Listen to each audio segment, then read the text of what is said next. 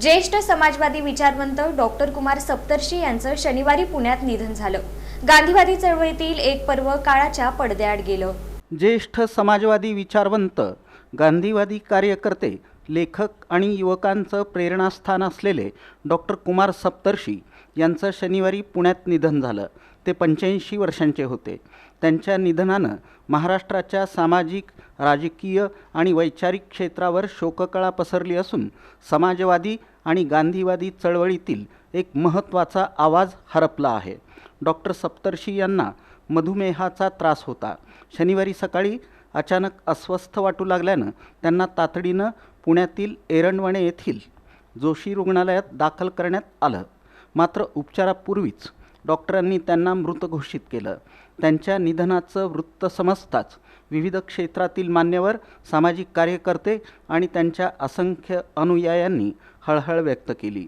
समाज परिवर्तनाची चळवळ उभारणाऱ्या डॉक्टर सप्तर्षी यांनी आपल्या आयुष्यभर समाजवादी विचारसरणीचा पुरस्कार केला। युवकांना संघटित करून सामाजिक आणि राजकीय परिवर्तन घडवून आणण्याच्या उद्देशानं त्यांनी युवक क्रांती दल अर्थात युक्रांद या संघटनेची स्थापना केली होती। युक्रांदच्या माध्यमातून त्यांनी हजारो तरुणांना सामाजिक भान, लोकशाही मूल्ये आणि परिवर्तनवादी विचारांची प्रेरणा दिली। डॉक्टर सप्तर्षी हे केवळ सामाजिक कार्यकर्ते नव्हते, तर ते एक प्रभावी लेखक, अभ्यासू विचारवंत आणि वक्ते म्हणूनही ओळखले जात होते। समाजातील विषमता, अन्याय, भ्रष्टाचार आणि लोकशाही मूल्यांच्या ऱ्हासाविरोधात त्यांनी सातत्यानं आवाज उठवला। महात्मा गांधी, जयप्रकाश नारायण आणि समाजवादी विचारधारेचा प्रभाव त्यांच्या कार्यावर स्पष्टपणे दिसून येत होता। राजकीय आणि सामाजिक क्षेत्रातील अनेक आंदोलनांमध्ये त्यांनी सक्रिय सहभाग घेतला। ग्रामीण विकास, शैक्षणिक सुधारणा, युवकांचं सक्षमीकरण आणि लोकशाही हक्कांसाठी त्यांनी सातत्यानं संघर्ष केला। त्यांच्या लेखनातून आणि व्याख्यानांमधून अनेक पिढ्यांना वैचारिक दिशा मिळाली।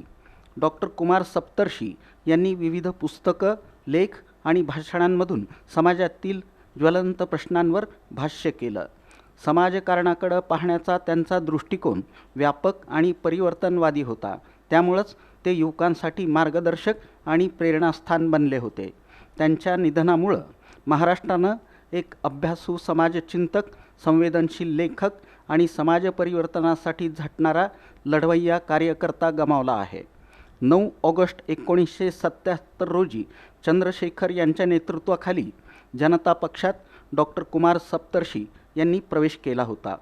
जनता पक्षातर्फे 1978 साली अहमदनगर अर्थात हल्लीच्या अहिल्यानगर शहरातून ते आमदार झाले होते। डॉक्टर कुमार सप्तर्षी यांचा सोलापूरशी विशेष वैचारिक आणि आंदोलनात्मक संबंध होता। 1972 मधील Solapur medical college capitation fee विरोधी आंदोलनाचं अर्थात दमाणी हटाव आंदोलनाचं नेतृत्व त्यांनी केलं होतं।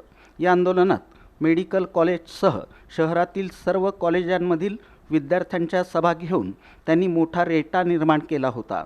या सोलापूरमधील यशस्वी आणि आक्रमक आंदोलनामुळेच महाराष्ट्र सरकारनं डॉक्टर कुमार सप्तर्षी यांच्या विरोधात प्रथमच मिसा कायद्याचा वापर केला होता। केवळ त्या काळातच नव्हे तर त्यानंतरही विविध सामाजिक आणि राजकीय प्रश्नांवर ते सोलापूरच्या युवा चळवळीशी आणि पुरोगामी विचारवंतांशी सातत्यानं संपर्कात राहिले होते।